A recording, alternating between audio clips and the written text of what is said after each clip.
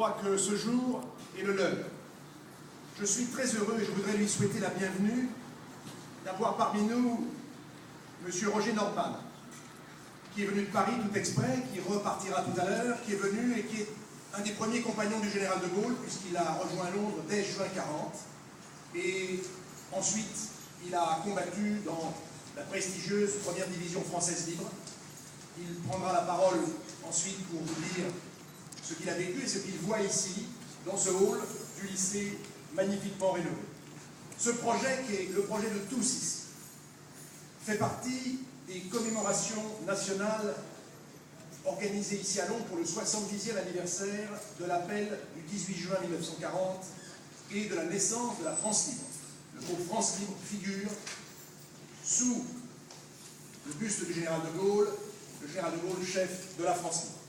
Alors je crois que nous pouvons être fiers que le lycée français de Londres participe à ce travail de mémoire et qu'il puisse présenter une animation audiovisuelle sur le général de Gaulle d'une part et sur la France libre par ailleurs.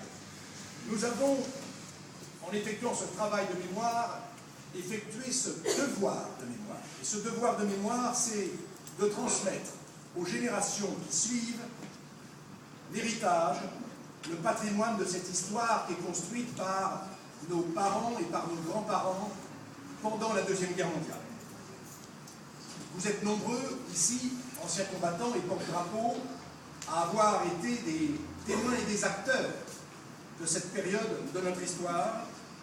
D'ailleurs, à regarder vos poitrines, on voit les titres de guerre qui, je dirais, sont ceux que vous avez mérités dans les combats qui ont été les vôtres.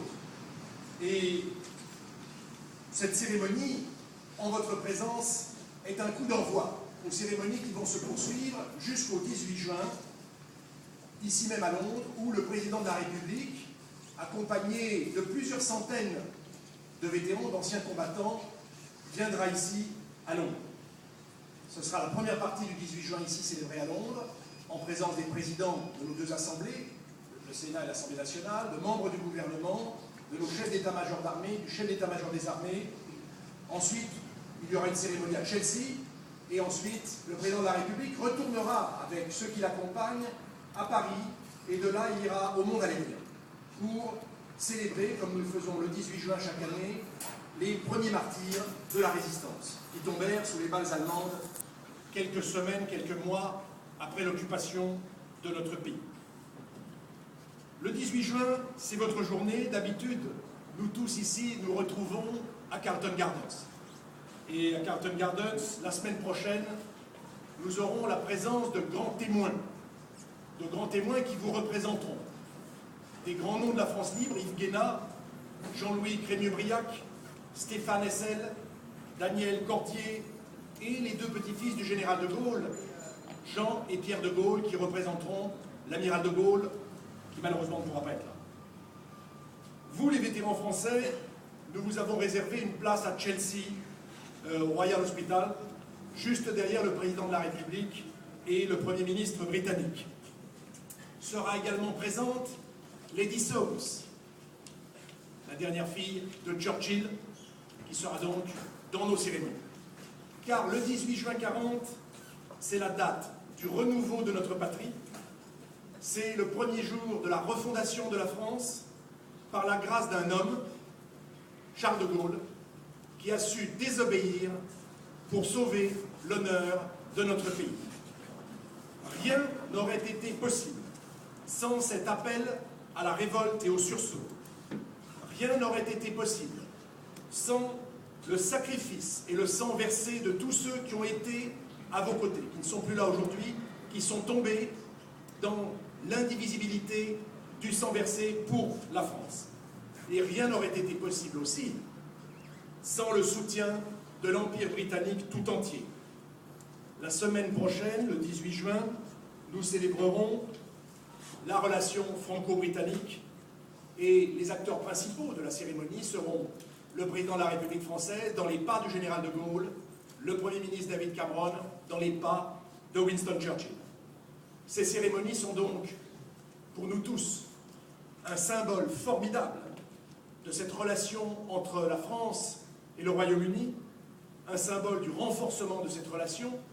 Et vous le savez, au cœur de cette relation, il y a ce qui est le plus vital pour nous, la défense de nos nations, la défense de nos patries. Je voudrais remercier toutes celles et tous ceux qui ont travaillé pendant des années pour que cette idée, ce projet, aujourd'hui, voit le jour. Je remercie la Fondation de la France Libre, qui a initié, financé et coordonné ce projet. Je voudrais remercier son vice-président, M. Gaël Ducolly, qui est empêché pour des raisons de santé. Nos pensées amicales et respectueuses vont vers lui. Je voudrais remercier Mme Brigitte Williams, qui, avec énergie et détermination, avec les membres du comité de Londres, a poussé ce projet et permis la mise en place des vitrines. Je voudrais remercier la Fondation Charles de Gaulle, qui a permis d'alimenter ces bornes du souvenir avec des présentations qui seront renouvelées régulièrement, car le souvenir, c'est vivant. Ce n'est pas un musée, le souvenir, c'est vivant. C'est un patrimoine de l'âme et de l'esprit. Je remercie tous ceux qui ont contribué avec des objets d'époque et des documents uniques à ce regard particulier sur cette période. Et je remercie Marcel Adamson. Il y a un petit coin ici qui est Marcel Adamson, combattante de la France libre. Ce sont des souvenirs personnels qu'elle a donnés. Je remercie Mme Seulecas également, qui est parmi nous, de la contribution qu'elle a apportée avec des souvenirs personnels. Je voudrais remercier les élèves du lycée, qui sont là, qui vont chanter tout à l'heure, tous les élèves du lycée, les personnels sous l'autorité de M. le Proviseur. Je voudrais remercier également l'ambassade, Laurence Auer, directrice de l'Institut français et conseillère culturelle. Je voudrais vous remercier tous de partager aujourd'hui ce moment qui est solennel, qui est émouvant, et grâce à cette exposition permanente, nous vivrons dans un souvenir qui est celui de ceux grâce auxquels nous sommes libres et nous sommes fiers d'être français aujourd'hui. Je vais passer la parole à M. Roger Nordman. C'est grâce à des gens comme vous, monsieur, que nous sommes là aujourd'hui. Et le témoignage que vous allez nous apporter, ce témoignage d'action, je dirais, nous l'écouterons avec intérêt. Si nous sommes vivants, si nous sommes français, si nous vivons comme nous sommes, c'est précisément à ces combats, grâce à ces combats que vous avez menés avec tous vos camarades. Je pense aussi aujourd'hui à ceux qui sont tombés, parce qu'ils sont là quelque part, et c'est aussi à eux que nous devons d'être là aujourd'hui. Merci infiniment à tous. Je vous passe la parole, monsieur.